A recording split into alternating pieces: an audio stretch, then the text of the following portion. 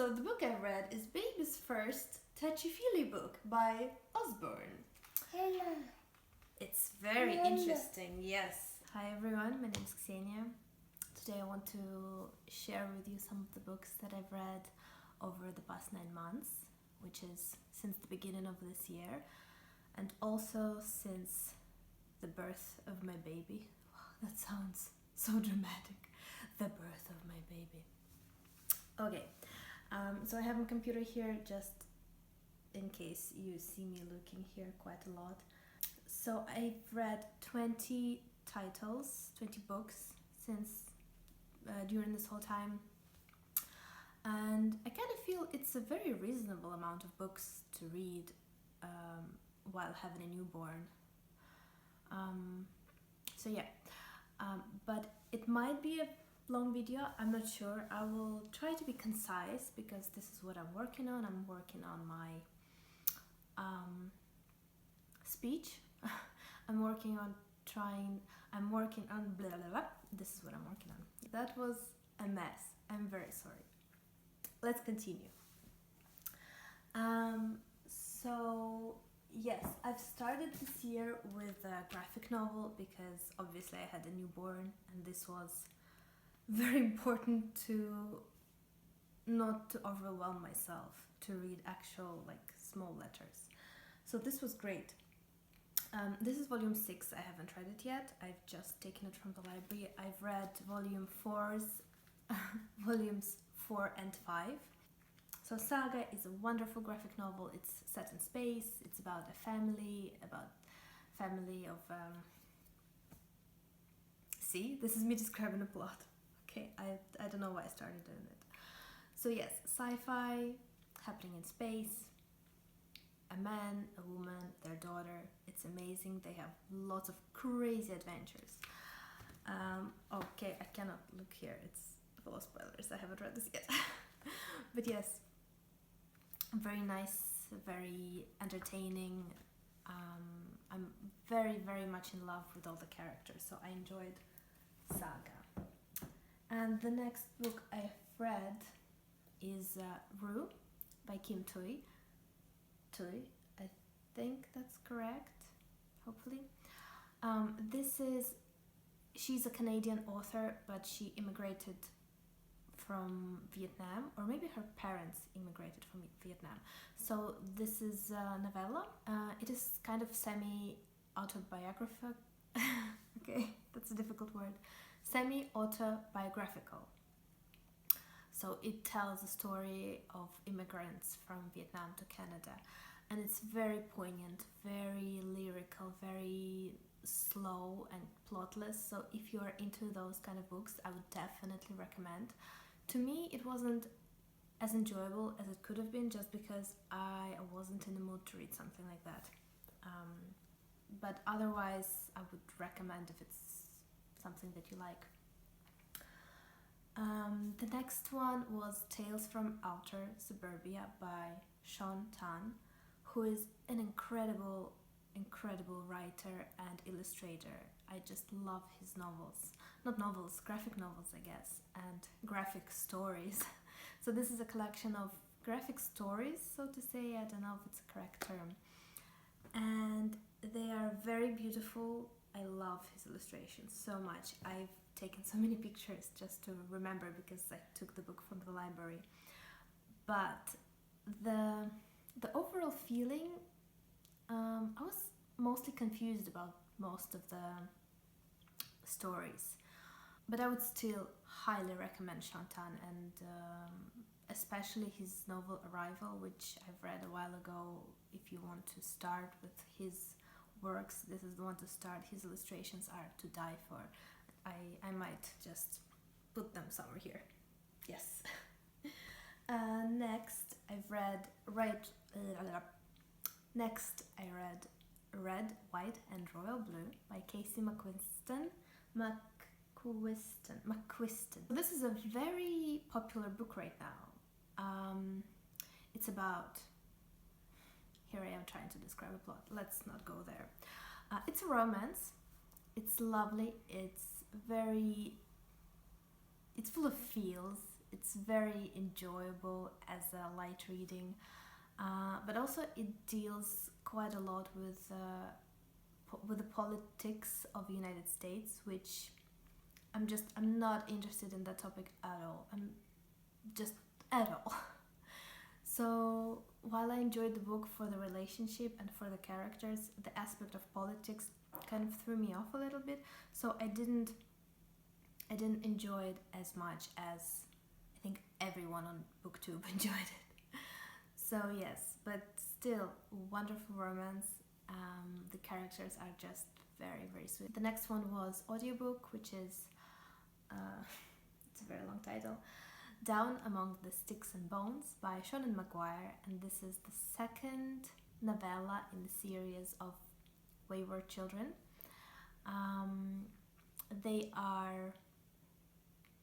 The novellas are perfect for like a small escape into an imaginary world, and I quite enjoyed this one, but even though I couldn't say what was wrong with it, I didn't connect with it, you know? It was nice, but sometimes nice isn't enough for you to continue reading other books in the same series. And this was the case. I loved the first one. I was ready to listen to all of them at once, all of the other books in the series. And after the second one, I was left kind of, I don't really care. So I don't know if I will pick up more books from the series. Maybe. I cannot promise anything. And the next book, oh yes, the next book is very big. The next book I've read was Overstory by Richard Powers, The Overstory. This is an incredibly dense book, dense in characters, in story, in language, in descriptions. It's quite thick, but also the font is very, very small. Actually, this book made me really want to get back to BookTube and talk about it, because I've had so many thoughts, so many ideas that this book sparked, but unfortunately I cannot remember them now, which is sad. But what I remember is that the book is like a love letter to nature, especially to trees. It deals with trees, obviously. It deals with characters whose lives are somehow connected to the trees, and then these characters come together, which is done so beautifully. It's very satisfying, and I just love stories like that.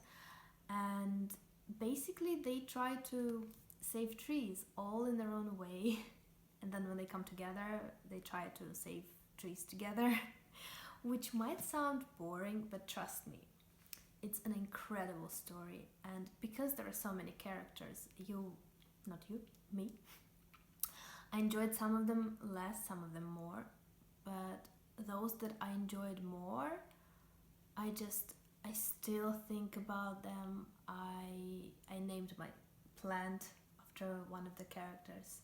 It's not actually that I named, never mind, it's a long story. It stays with me, and I feel like it will stay with anyone who will dare to read it all. It's not that big. I don't know, I make it sound like it's super big. It's not like War and Peace or something. But I feel like if you give it a chance, even if it's a little bit scary, but if you give it a chance, it will not disappoint. It's quite dense, and maybe it would have been better if it would have been trimmed, you know. But I don't know, it stays with you. And I really love the books that even after a few months, you look at the cover and you are transported back into this world, back to the characters. It's a wonderful thing. It's a wonderful feeling. Okay, the next book I've read was a Russian book, and please don't be scared of the cover. It's horrendous. There it is. Let's pretend you don't see it. This is a story. Actually, I haven't read all of it. I've only read the first novella, which is called Sonechka.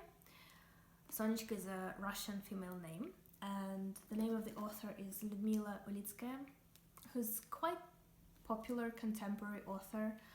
And now that I've read her novella, I'm very excited to read her other stories and novellas. The story just follows this character Sonechka from the beginning of her life to the very end of her life. It's very tender and soft and poignant, but also very strange.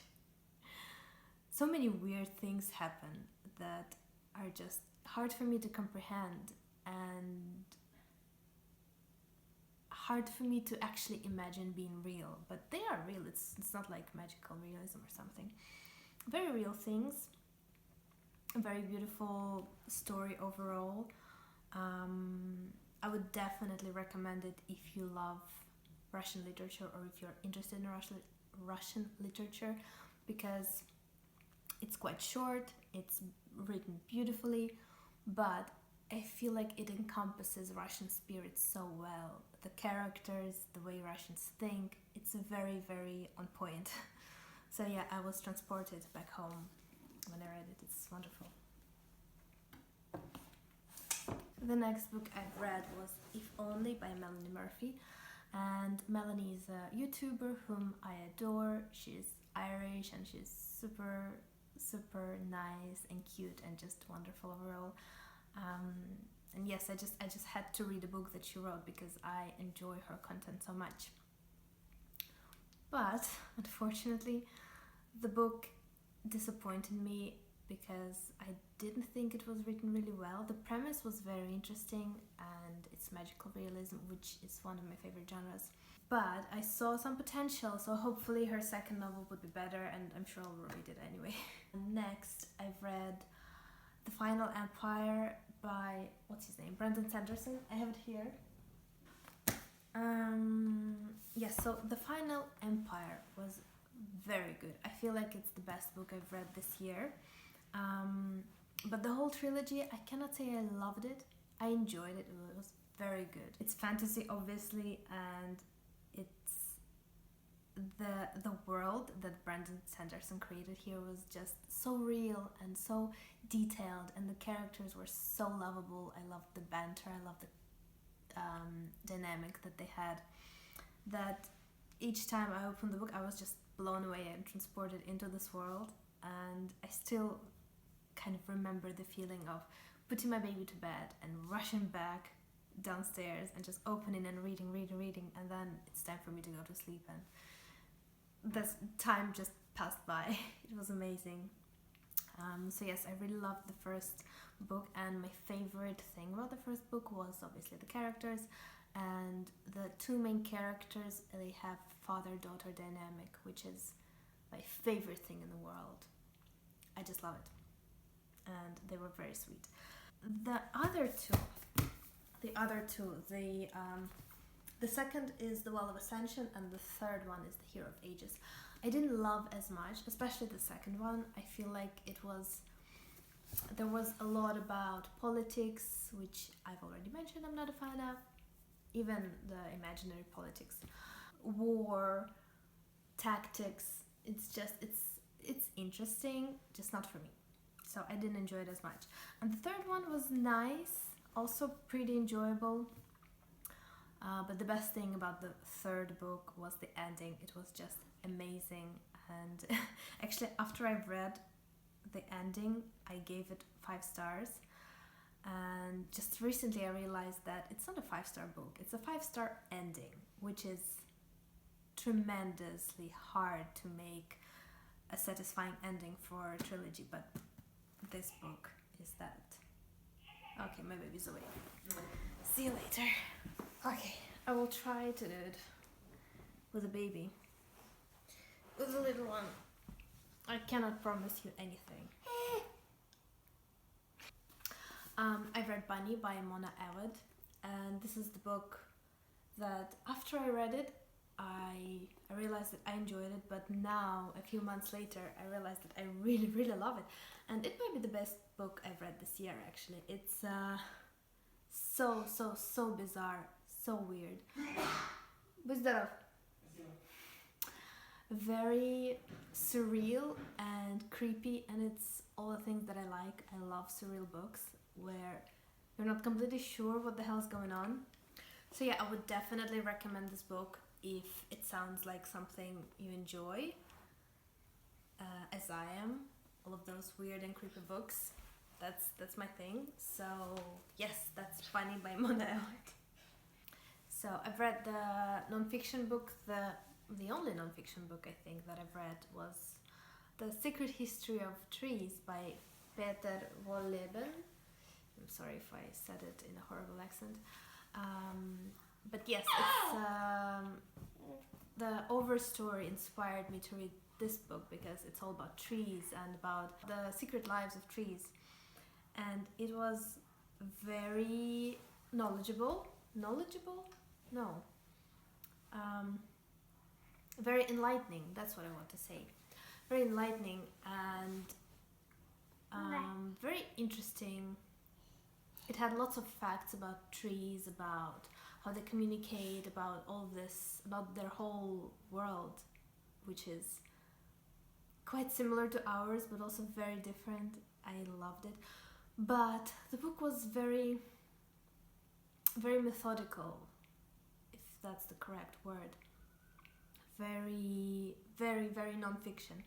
I wished it would have a little bit more heart and a little bit more stories, so to say, even though I could feel the way the author loved trees. But I don't know, it wasn't enough, and it felt like too much of the book was just...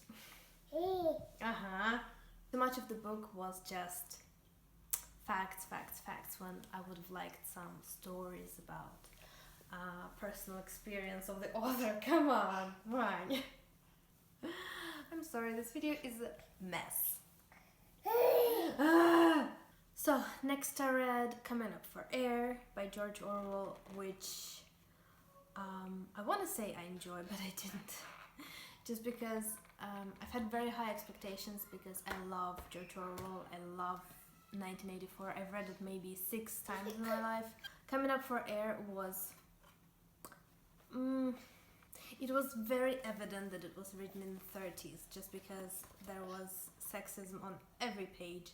And I don't want to judge a book by how sexist it is, because obviously classics, you know, it's their product of their times.